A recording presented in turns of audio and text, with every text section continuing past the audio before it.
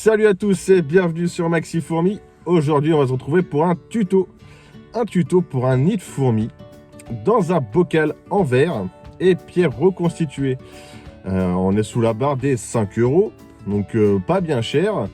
Mais vous allez voir qu'on arrive sur quelque chose d'assez qualitatif. Donc ce sera quelque chose de très résistant. Je mets le point là-dessus parce que je voulais faire le truc le plus blindé du monde. Donc j'ai mis le paquet, mais on n'est pas sur quelque chose de très cher. Après, il faudra un petit peu de matos forcément, mais c'est pas bien compliqué. Vous allez juste à suivre les étapes. J'ai rodé ma technique, donc faites pas dans le sens inverse de ce que je fais, sinon vous allez galérer. Donc suivez bien les étapes et puis tout devrait bien se passer. Et on est parti, on va se retrouver à l'atelier pour retrouver toutes les étapes. Et je vous explique tout ça tout de suite. C'est parti! Nous voilà prêts à l'atelier. On va commencer tout de suite avec le bocal en verre. Alors c'est un bocal en verre que j'ai acheté, c'est un bocal à bougie. Ça m'a coûté 1,30 € si je me souviens bien. Il y a encore le prix dessus, 1,30 €. Donc il est propre, et il est tout beau tout neuf. Il n'y avait pas de bougie dedans, c'était une bougie à poser dedans. Donc il est encore tout beau tout neuf. Et pourquoi un bocal à bougie ? Parce que c'est du verre super épais. Et voilà, vous pouvez voir la taille que ça fait. Si vous voulez retrouver sensiblement la même chose, et j'ai acheté ça à la foire fouille. Allez, c'est parti, on va commencer tout de suite. On va commencer par délimiter les espaces. Alors moi, j'ai voulu faire un tiers réserve d'eau, un tiers et un autre tiers de nid. On laisser un petit peu de marge pour pouvoir le remplir. Donc là, du coup, je trace l'endroit où va être mon trou de recharge pour la réserve d'eau. Et je vais le faire un tout petit peu plus haut. Voilà, comme ça au moins, j'aurai une très grosse réserve d'eau. J'aurai pas besoin de remplir très souvent. Et maintenant, on va pouvoir commencer à rigoler un petit peu. T'oublies pas de mettre des gants et des lunettes, parce que si ça te pète à la gueule, tu pourras plus te gratter le fion et ça va te faire tout drôle. Et tu prends ton mal en patience, parce que c'est quand même très long à percer dans du verre de 3 ou 4 mm comme ça. Donc voilà, tu peux compter une bonne vingtaine de minutes. Moi, je me suis fait un support en polystyrène arrondi. Comme ça, mon bac, il est calé. Et puis, je suis sur perceuse à colonne. Donc, j'ai plus qu'à descendre gentiment dedans. Et puis, attendre que ça perce. Et pas oublier non plus de bien mouiller le trou assez régulièrement. Et on est bon. Ah oui, j'ai pas précisé non plus. J'ai fait ça au trépan diamant. Donc, ça vaut pas grand-chose sur Amazon. Tu payes ça quoi 2 balles ou 3 balles le trépan. Après, tu choisis le diamètre que tu as besoin. Et roule. Et voilà, on a un beau petit trou. Maintenant, on va pouvoir commencer à aller mouler tout ça. Bon, après, tu te demandes pourquoi j'ai fait le trou de la réserve d'eau d'abord. Eh ben, tu le sauras plus tard dans la vidéo. De retour à la maison, on va pouvoir commencer du coup maintenant avec ce petit trou-là qui va nous être pratique. Et comme ça, ça va nous délimiter l'espace qu'on va avoir besoin pour le moulage. Maintenant, tu vas pouvoir dépouiller ton enfant de ses bonnes pâtes à modeler. Tu vas l'entendre gueuler pendant une dizaine de minutes, mais après, ça sera passé. Allez, un petit peu plus sérieusement, la pâte à modeler. Il y avait une promo au Leclerc. 1 mètre de pâte à modeler, je crois qu'il y avait 16 pots dedans. C'était à une dizaine d'euros. Donc voilà, si vous voulez et qu'il y en a encore, allez-y tout de suite. Allez, on va bourrer tout ça au fond. On va essayer de mettre ça le plus plat possible quand même. Ou alors, si vous voulez faire des reliefs, allez-y tout de suite. Et après, tu fais un trou au milieu pour la mèche qui va servir à humidifier le nid. Donc en plein milieu, moi je la fais en plein milieu. Hop, mets mon doigt, pop, dedans, comme papa dans maman. Moi je la fais à peu près à la taille de mon doigt, voire un peu plus quand même, histoire que je puisse tourner. Hop, j'en ai mis un petit peu trop, du coup j'enlève. Parce que l'important c'est que ce soit un tout petit peu au-dessus du trou de la réserve d'eau. Donc hop, après on met tout ça à plat, le plus beau possible. Voilà le résultat, un beau trou. Moi je le fais jusqu'au fond, comme ça la mèche va servir aussi de support pour le nid. Et après, hop, moi je lisse tout le bord, histoire que ce soit le plus droit possible. Après, comme je vous l'ai dit, vous pouvez faire des reliefs si ça vous chante.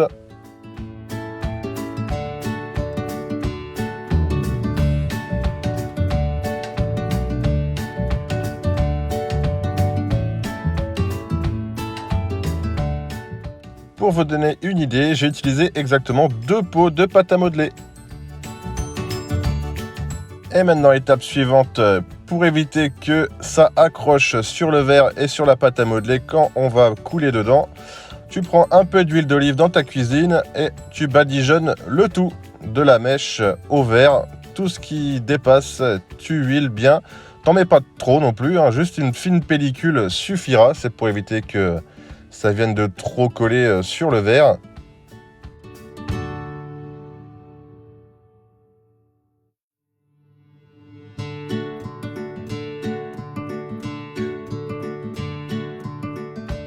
Et voilà, maintenant il n'y a plus qu'à préparer la petite mixture. Après, vous avez le choix, un plâtre, pierre reconstituée, ainsi de suite. Vous mettez ce que vous voulez. Moi, je préfère ne pas donner la recette de la pierre reconstituée parce que tout simplement, je ne l'ai pas testée. Je ne sais pas si les fourmis vont crever dedans ou pas, donc je ne vous la donne pas, excusez-moi d'avance. Mais c'est pour votre bien et le bien de vos fourmis. Donc maintenant que tout est bien mélangé, vous pouvez commencer à ajouter de l'eau et avoir une espèce de pâte texture fromage blanc. Vous voyez un petit peu, faut pas que ça coule, mais faut pas non plus que ce soit tellement compact que ça puisse pas aller se mettre dans les moindres recoins. Donc vous allez progressivement, parce que un tout petit peu trop et vous allez mettre 3 mois à sécher votre nid. Donc voilà, faut que ce soit pile poil entre les deux. Allez-y progressivement. Vous voyez comment j'y vais vraiment petit à petit. Voilà, un tout petit peu par un tout petit peu, et puis après on arrive à la bonne texture, et il n'y a plus qu'à couler tout ça.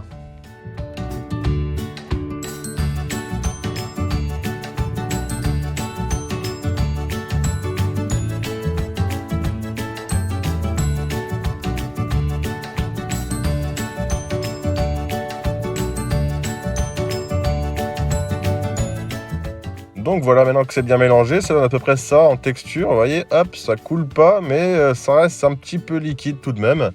Donc on a notre nid et on va pouvoir commencer à balancer tout ça dedans. C'est parti!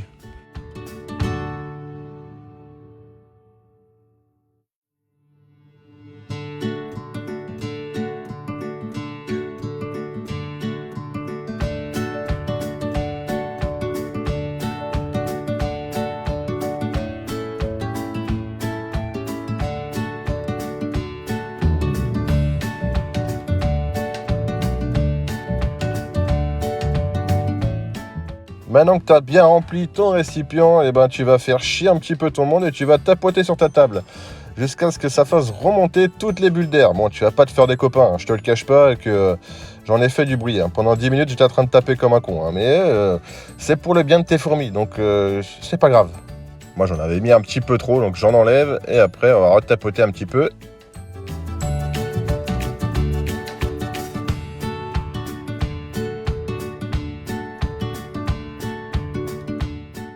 Et voilà, maintenant tu as déjà fait une bonne étape, tu as coulé ton nid, une bonne chose de faite. Maintenant, il n'y a plus qu'à prendre son mal en patience et attendre que ça sèche.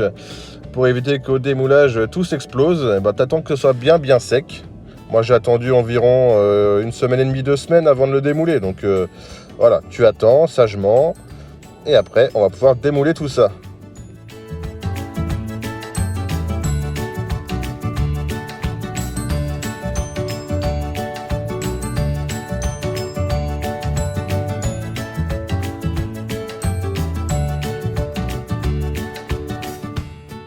Et voilà, notre nid est sec, il est tout dur, il est tout beau.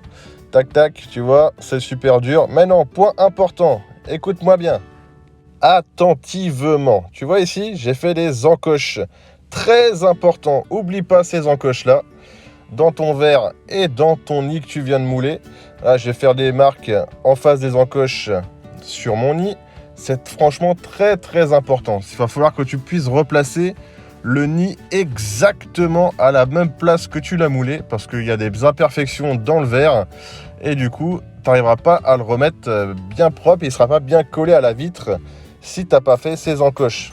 Sinon, si tes fourmis sont bien petites, elles pourront passer entre le verre et le nid et aller se noyer comme des merdes dans la réserve d'eau. Donc fais ça bien.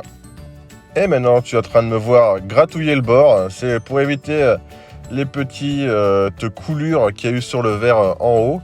Voilà, c'est plus net, au moins ce sera un bord bien propre, bien net. Voilà, comme ça ce sera franchement top. C'est visuel hein, plus qu'autre chose, mais Ça évitera au démoulage aussi qu'il y ait des sortes d'éclats sur le bord. Ce sera quand même beaucoup plus joli. Voilà, maintenant qu'on a fait tout ça, je vous montre quand même les encoches, comment elles sont placées.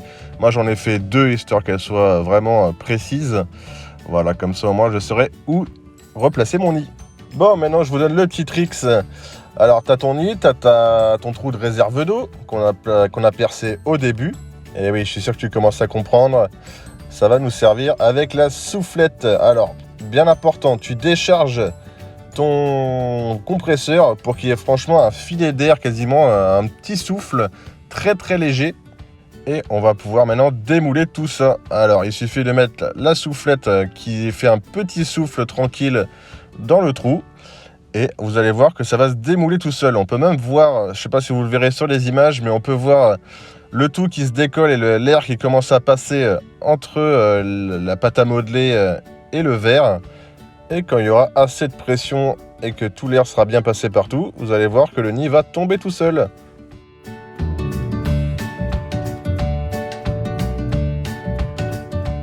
Et voilà, notre nid est démoulé sans tout exploser et sans forcer, hein, surtout on n'est pas en train de taper sur une table là, pour le démouler, donc là on est bon. On va pouvoir enlever la pâte à modeler pour voir la gueule de la mèche. Pareil, allez-y pas comme des gorées en décollant la pâte à modeler, allez-y progressivement parce que ça reste un élément très très fragile du nid, malgré que les matériaux soient quand même assez résistants. Là, si vous le faites en plâtre, je donne pas cher de la peau de votre mèche, donc allez-y franchement très très doucement.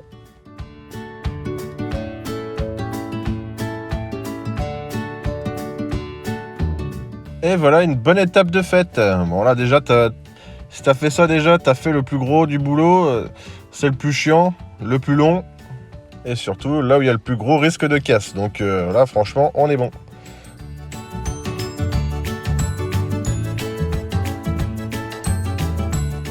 Donc regardez bien un peu la gueule que ça, il y a des petits bouts de pâte à modeler encore, oublie pas de les retirer, hein. Donc moi je vais commencer par mettre tout ça à plat.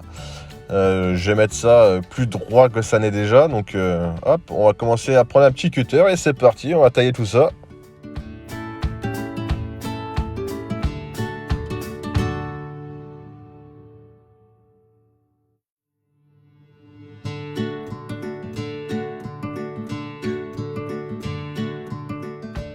Et voilà, là c'est quand même un peu plus joli, moi je trouve. Après, si vous voulez du relief, allez-y, hein, faites-vous plaisir. Et moi je voulais que ce soit bien droit. Bon là c'est pas non plus droit de fou, mais au moins c'est tout de suite un peu plus joli à regarder.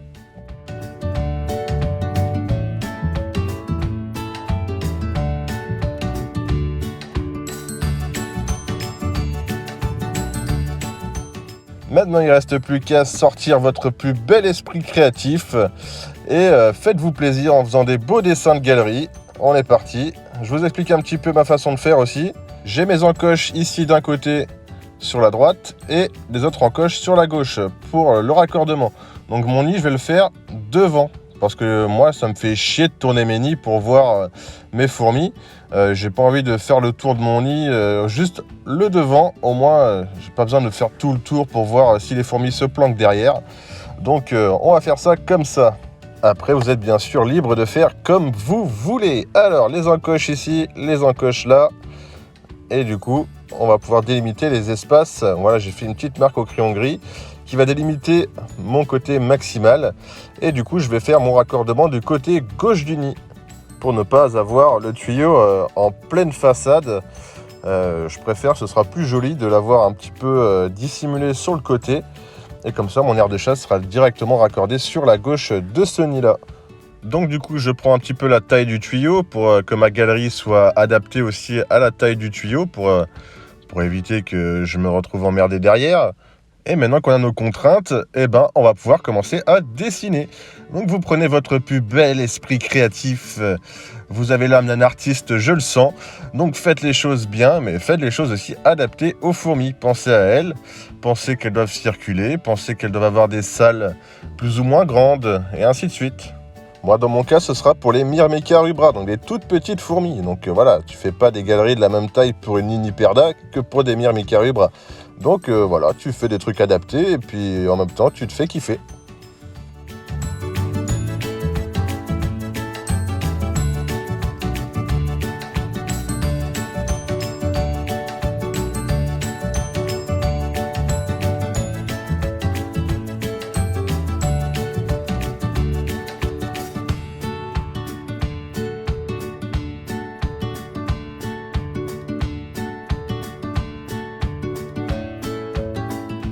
Et voilà, on a un petit dessin sympathique, un petit peu effet naturel, hein. Je voulais pas quelque chose non plus de trop carré, donc allez, on n'est pas trop mal là, je pense. On va pouvoir attaquer sévère maintenant.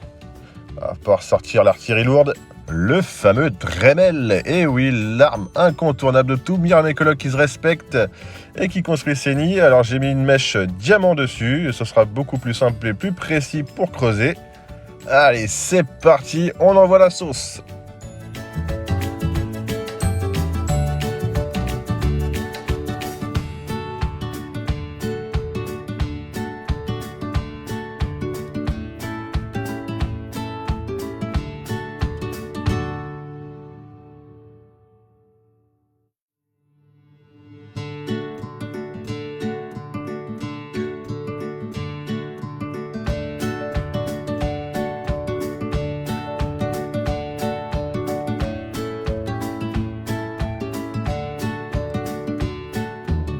Et voilà, j'ai fini mon petit creusage de galerie. On commence à en voir le bout, ça commence à ressembler à un nid de fourmis tout ça.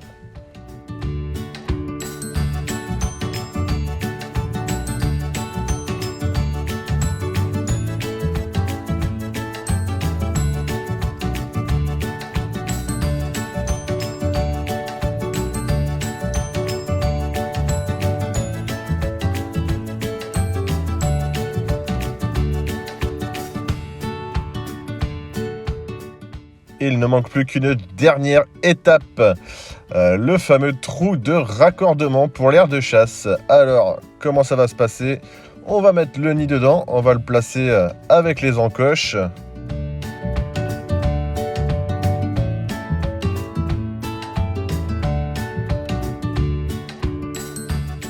On sent vraiment un verrouillage qui se fait quand on le place pile poil en face des encoches, donc ça montre bien que il y a vraiment l'utilité de ces encoches-là pour pas dépasser d'1 millimètre à gauche ou à droite. Moi, en tout cas, mon nid ne bouge pas un iota. Il n'y a même pas 1 millimètre de jeu. Il n'y a vraiment pas un jeu. Ça bouge pas du tout. Donc, c'est bon pour nos fourmis. Ce sera très viable. Au moins, elles ne pourront pas passer entre la vitre et le nid. C'est très important. Et maintenant, il ne reste plus qu'à mettre un petit marquage à l'endroit où on va percer le trou de raccordement.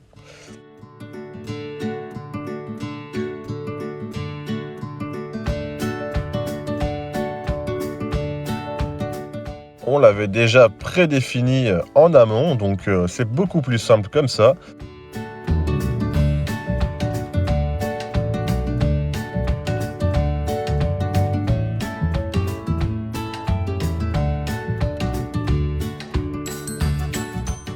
Donc voilà, vous l'avez remarqué, le trou de raccordement est prêt.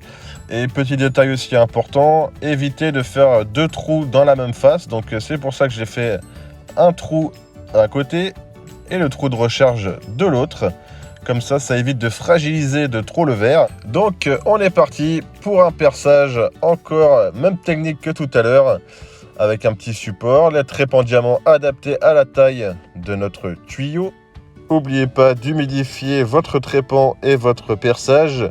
Ça évitera que votre fraise se crame au bout de 2 secondes et que votre verre éclate avec la chaleur. Donc allez, c'est parti.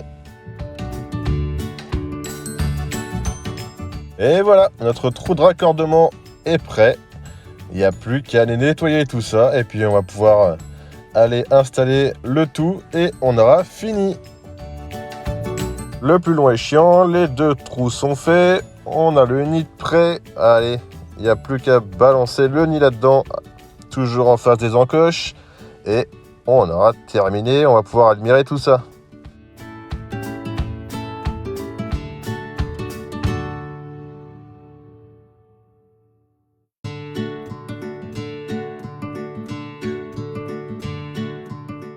Donc voilà, on peut bien voir qu'on est pile poil là où on voulait être, en face de la galerie, donc on est top. Le tuyau, on vérifie quand même qu'il n'est pas trop lâche, mais on n'a pas trop de soucis, hein, vous pouvez voir. On peut tirer même un peu dessus, il est mis en force dedans, donc c'est top. Parce que bon, si le tuyau se barre, je vous rappelle quand même, c'est pour des myrmécariobrats, hein, donc ça risque de chatouiller un petit peu les pieds cette affaire. Et moi, je ne mettrai pas de colle ou de silicone, c'est hors de question. C'est aussi pour ça que j'ai créé ce nid, hein. C'est pour pas avoir besoin de ces composants-là. Donc voilà un peu la gueule que ça a, c'est sympathique comme tout, je suis content du résultat.